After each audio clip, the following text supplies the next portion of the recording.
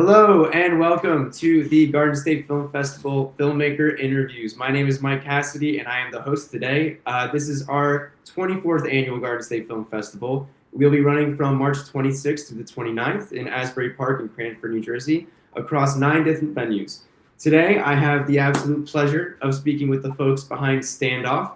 Marlene Bandero is the director-writer, and Al Bandero is producer-cast. I might have butchered that last name, I'm sorry. Hi guys, how are you? Hello, Mike. How are you? How are you? I'm doing really good. It's great to get to talk to you guys. It's Bandero? Bandero. Bandero. I'm sorry. I should have gotten that right. That's okay. It's okay. Bandero. So awesome. Bandero. You can mispronounce my name too if you want now. So it's Bandero. I'm sorry. Bandero. There you go. There you go. There you go. I took Spanish for 15 years. I should know this. All right. Awesome. Thank you so much for joining me. If you both would like to give a little summary about yourselves and the film and what parts you played in it. Absolutely. Well, I am the writer, director, and co-producer with my husband, Al Bandero, of Standoff. It is a concept short for a heist feature that I wrote and that we are very excited to be developing and hopefully in the future be filming. And Al is one of the main characters and my amazing co-producer. Thank you. We wanted to get together and do something. We have a production company with several projects in there as well. And we wanted to come up with something that we can shoot as a concept and make it something a little different than just your ordinary heist film. This is an unconventional heist film because it has to do with crypto and the crypto world, which is out there somewhere. So that's what makes our film very different in the sense that it is a heist film, but because it has to do with crypto, there's a lot more involved in how do we get to the money and how do we get to the goodies to take. So it's in essence, it's the thieves stealing from thieves. So that's the interesting part of it. I loved it. I got a chance to catch it last night, and I was on the edge of my seat the entire time. I wanted to, before we got too much into the film right yet, I wanted to also maybe speak about, you both have very illustrious resumes I was able to see in my research. Marlene, you went to Manhattan College and then you worked for the UN and everything. How does that help with what you're doing now for film writing, filmmaking, and everything like that? My path to filmmaking is not your conventional one, I guess you could say. I started out in international affairs. I interned at the United Nations for the Department of Disarmament Affairs. I was headed towards foreign service type of career, and then I kind of went a different way. I met Al, who at that time had a very illustrious radio and TV career, and I started producing one of his radio shows. So I started to discover my love of writing, and I've always been a storyteller. So I just let that take hold of itself. We moved out to California, and in California I did some acting, but I always wrote on the side. And then when I said, okay, no more acting, I really want to be a writer, I want to be a director, I want to create the projects. I started just punching up scripts for other people. I started writing scripts for other people, and then I said, you know what, we're going to do our own production company and we're going to do our own projects. And that's sort of the trajectory of my career.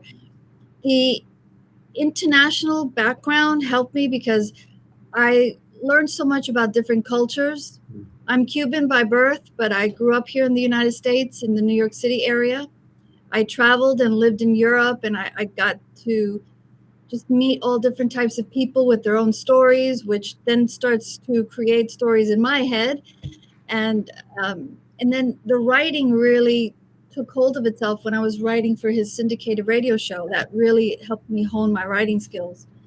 And that's pretty much the way it's been. And from then, I've just continued writing. I wrote a children's book, actually 2 children's books, and I think I have 7 screenplays and Oh, several wow. shorts, and yeah, that's been my career path.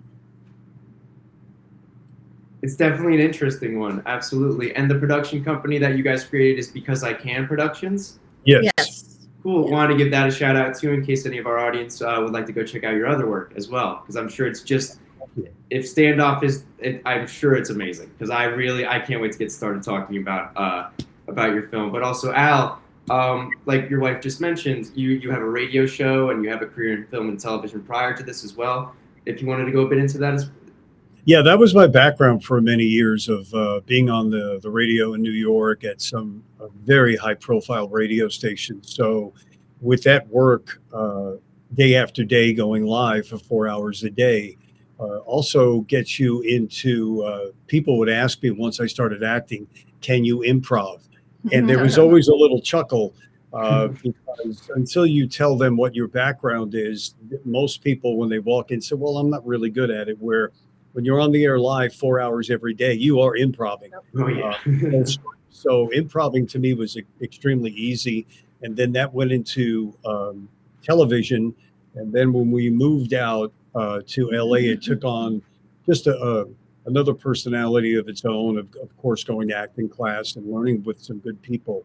But my very first, and at the risk of thinking it's a name dropper, it's not at all. My very first teacher and somebody to take me under his wing was Sylvester Stallone. And Wow.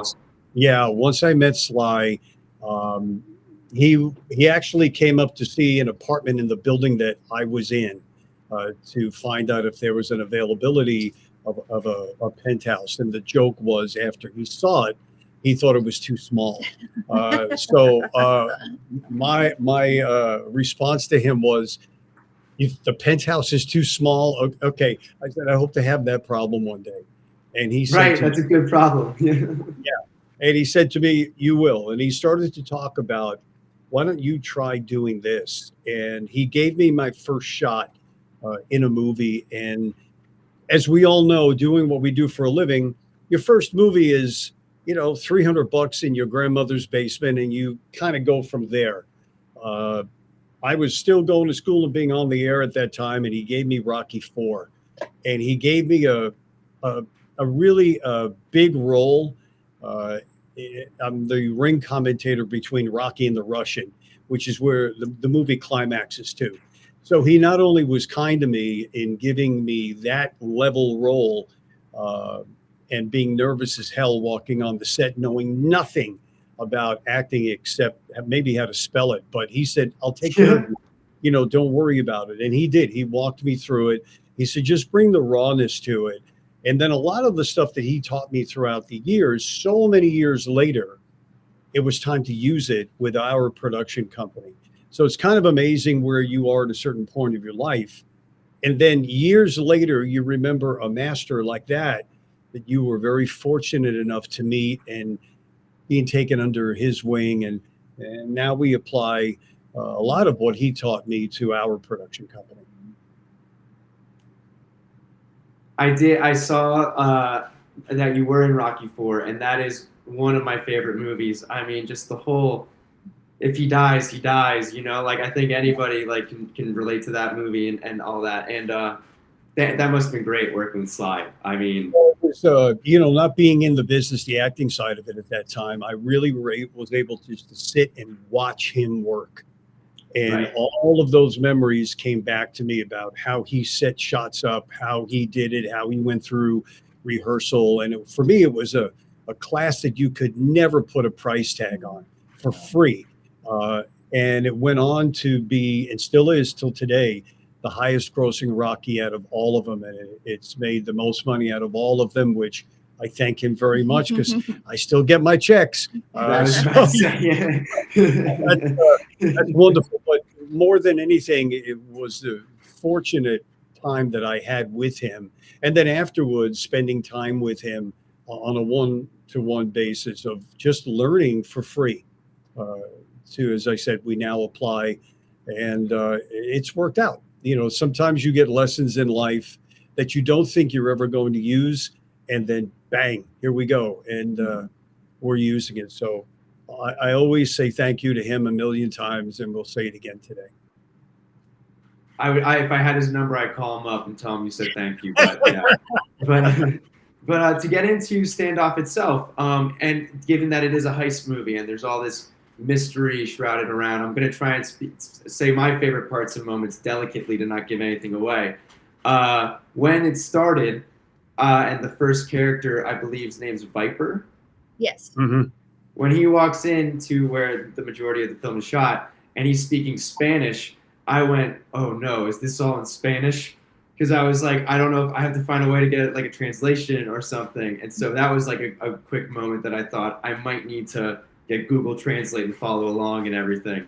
But what was, and when I was watching Standoff, if I saw maybe a bit of influence from like Reservoir Dogs, it felt to me, if that might have been an inspiration or something that you guys were looking on while you were creating this film. To be honest with you, my inspiration for these types of films is Michael Mann. I love the films of Michael Mann. I love Heat. It's probably one of my favorite. Collateral. I'm inspired by his filmmaking.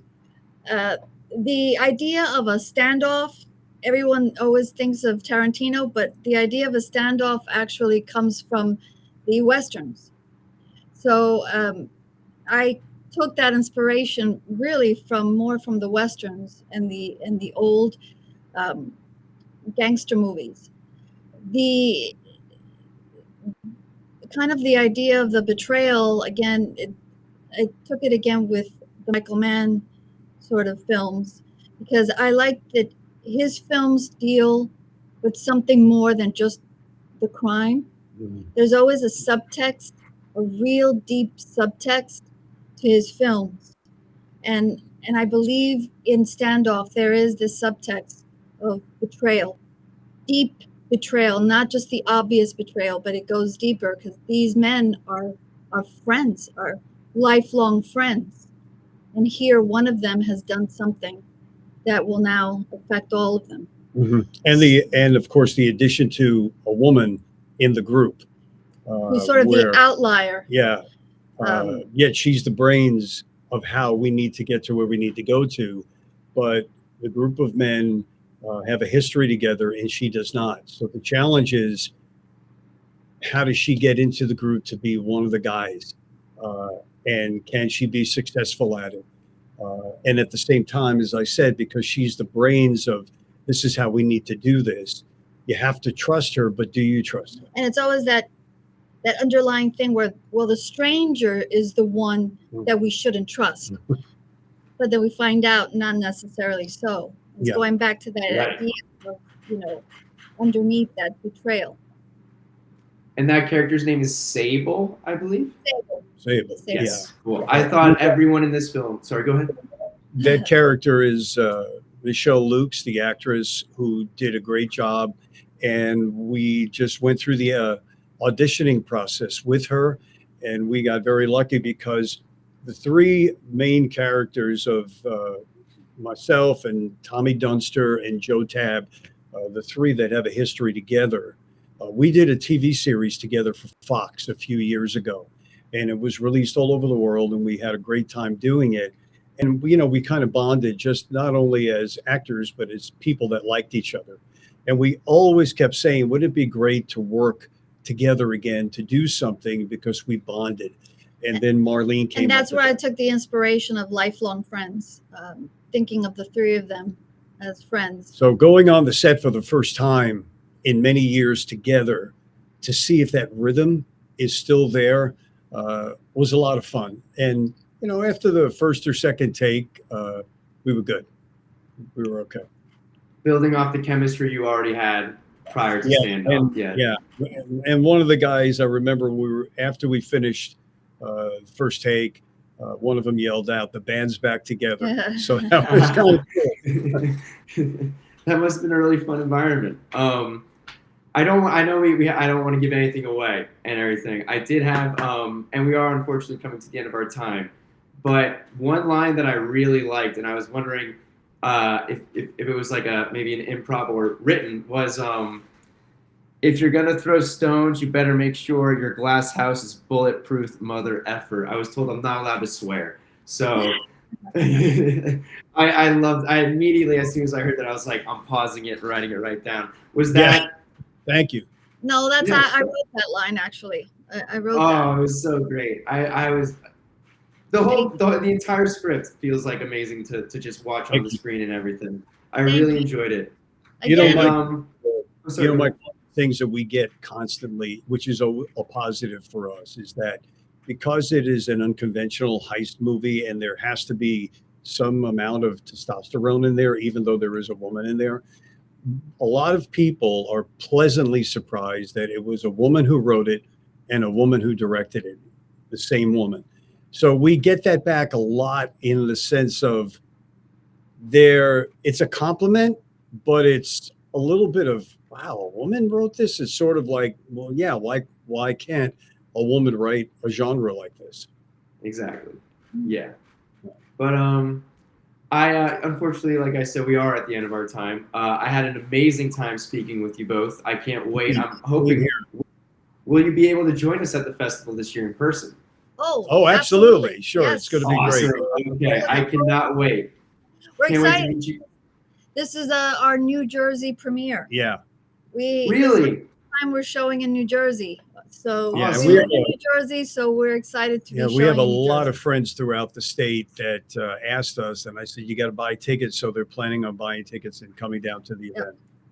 Awesome, amazing, and thank you for choosing us to be your Jersey premiere. That means a lot. Well, thank you. Thank you. It's Thank you. we're very proud to be in this festival. Thank you. Looking forward to It's it. amazing, yeah. And so that was my final question for you guys, and looking forward to seeing you then at the end of March. And for all the fans watching, that is once again Standoff is going to be shown in block TA14 from 9:15 p.m. to 11:30 p.m.